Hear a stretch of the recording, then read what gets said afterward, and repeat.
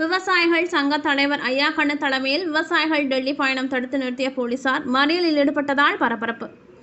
50 kilo DAP உரம் ரூபாய் 1200க்கு விளைவிற்றது. ஆனால் இன்று 2000க்கு விற்பனை செய்யப்படுகிறது. 50 கிலோ காம்ப்ளெக்ஸ் உரம் ரூபாய் 900க்கு விற்பனை விற்றது. இன்று 1600க்கு விற்பனை செய்யப்படுகிறது. 50 கிலோ நெல் ரூபாய் 900க்கு விற்கப்பட்டது. இன்று 944 விற்பனை செய்யப்படுகிறது. இந்த ரூபாய் 944க்கும் டிபிசியில் லஞ்சமாக ரூபாய் 44 கொடுக்க வேண்டும். 100 கிலோ நெல்லுக்கு மத்திய அரசு 2 மடங்கு லாபம் தரும் விலையை கொடுப்பதாக கூறிய தொகை ரூபாய் 5400. ஆனால் கொடுப்பதோ 1888 மட்டுமே.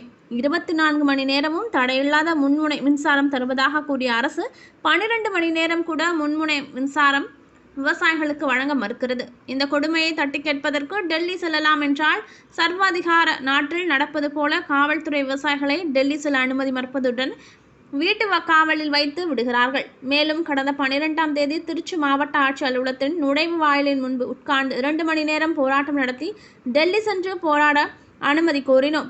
திருச்சி மாவட்ட ஆட்சித் தலைவரும் மாநகர காவல் ஆணையரும் கொரோனா காரணமாக டெல்லி செல்ல வேண்டாம் என்று கூறினார்கள். திருச்சி அண்ணா சிலை அருகில் 15 பேர்கள் மட்டும் காலை 8 மணி முதல் மாலை 6 மணி வரை 10 நாட்களுக்கு அமைதியாக உட்கார்ந்து போராட்டம் நடத்த அனுமதி கேட்டோம், தருகிறோம் என்கிறார்கள். தற்பொழுது அனுமதி கிடையாது என்ற கோட்டை காவல்துறை ஆய்வாளர் மறுத்துவிட்டார்கள். எனவே காவல்துறை டெல்லி செல்ல விடாமல் தடுத்தால் விவசாயிகள் கழுத்தை அறுத்து கொண்டு ரயில் நிலையத்தில் படுத்துக்கொண்டு உர விலையை குறைக்க சொல்லியும் விவசாய விளைபொருட்களுக்கு 2 மடங்கு விலை கொடுக்க சொல்லியும் 2 பேரணியாக அண்ணாமலை நகரில் உள்ள தேசிய தென்னிந்திய நதிகள் இணைப்பு விவசாய சங்க அலுவலகத்திலிருந்து திருச்சி ரயில் நிலையம் நோக்கி 50க்கும் மேற்பட்டோர் அரை நிர்வாணமாக இலைகளால் உடலை மூடியபடி ஊர்வலமாக செல்ல முற்பட்டனர். ஆனால் போலீசார் அவர்களை தடுத்து நிறுத்தியதால் கரூர் பைபாஸ் செல்லும் சாலையில் மறியலில் ஈடுபட்டனர். அவர்களிடம் சுரங்கம் சரக காவல்துறை உதவி ஆணையர் சுந்தரமூர்த்தி பேச்சுவார்த்தை நடத்தினார். அதனைத் தொடர்ந்தும் சாலை மறியலில் ஈடுபட்டதால் ஐயாக்கண்ணு உட்பட மறியலில் ஈடுபட்ட விவசாயிகளை போலீசார் கைது செய்தனர். இந்த திடீர் சாலை மறியல் போராட்டத்தால் அப்பகுதியில் ஏராளமான போலீசார் குவிக்கப்பட்டிருந்தனர்.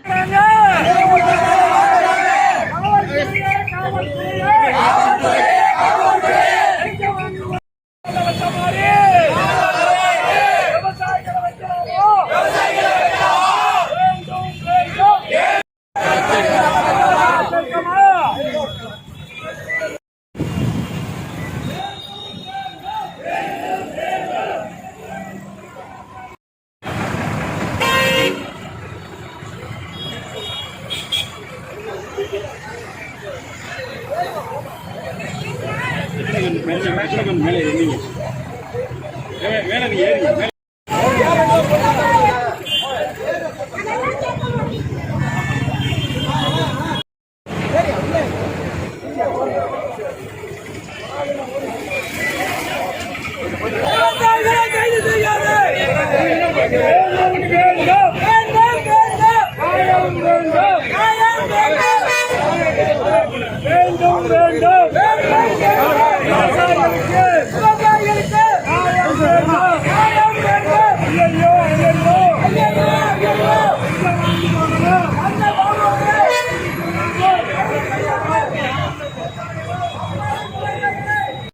அல்லது சர்வாதிகார நாடா? இந்திய அரசியலமைப்பு சட்டப்படி நாங்கள் எங்கு வேண்டுமானாலும் சென்று போராடலாம், நியாயமாக எங்களுடைய கோரிக்கை வைக்கலாம், எழுதலாம், பேசலாம். ஆனால் இன்றைக்கு 1200 ரூபா விற்ற டிஏபிய 2400 ரூபாங்கிறாங்க கடையில். 900 ரூபா விற்ற காம்ப்ளெக்ஸா 1600ங்கிறான். இங்க இருக்க கலெக்டர், இங்க இருக்க அதிகாரம் இல்லை, டெல்லியில போய் போராடுறோம்.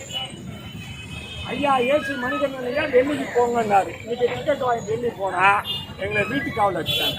வீட்டு காவலே வைக்க நாங்க என்ன ஜம்மு காஷ்மீர்ல இருக்க ஃபரூக் அப்துல்லாவா? நாங்க தீவிரவாதியா? இல்ல நாங்க ஏதாவது பண்றோமா? ஏன் எங்களை வீட்டு காவலில் வைக்கிறார்கள்? இதுல என்ன நியாயம்? எங்களை காப்பாற்ற வேண்டியது அரசுடைய கடமை அல்லவா? நாங்க நல்ல உணவு கொடுக்கலன்னா என்ன ஆகும்? பையன்லாம் ஆண்மையிடங்குவோம். புதிய வேளாண் சட்டம் தானே அங்க 144 நாளா போடுறாங்க டெல்லியில. அது மாதிரி எங்களுடைய உரத்தை லாபகரமான விலை கொடுக்கலன்னு வச்சுக்கோங்க, நாங்க என்ன பண்ண முடியும்? எங்களுக்கு லாபகரமான நெல் 50 கிலோ 900 ரூபா, அதுக்கு இப்போ 44 ரூபாய் ஏற்றி கொடுத்துருக்காங்க. ஆனால் 50 கிலோ உரத்துக்கு 1000 ரூபாய் ஏற்றுறாங்க. அந்த 44 லஞ்சமா வாங்கிக்கிறானே, 44 இன்னும் 6 ரூபா சேர்த்து 50 ரூபா லஞ்சம் வாங்குறாங்களே. அந்த லஞ்சம் வாங்குறத தடுக்க வேண்டியது காவல்துறை கடமை. ஆனால் காவல்துறை தடுக்க மாட்டேங்குது. நான் எங்களை மட்டும் முடிச்சு கைது பண்ணி வைப்பது என்ன நியாயம்? நாங்கள் இனிமேல் இன்றைக்கு ஜங்ஷன்லேருந்து டிக்கெட் வாங்கியிருக்கோம் டெல்லி போகிறதுக்கு. எங்களை இங்கேயே தடுத்துட்டாங்க. தற்கொலை செய்து கொள்வதற்கு விவசாயிகள் கருத்து அறுத்துக்கலாம் இருந்தோம்.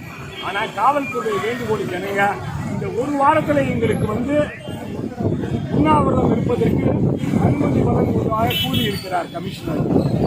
அவருடைய வார்த்தையை நம்பி நாங்கள் இன்றைக்கு கருத்து அறுத்துக் கொள்ளும் போராட்டம் செய்யாமல் மதியம்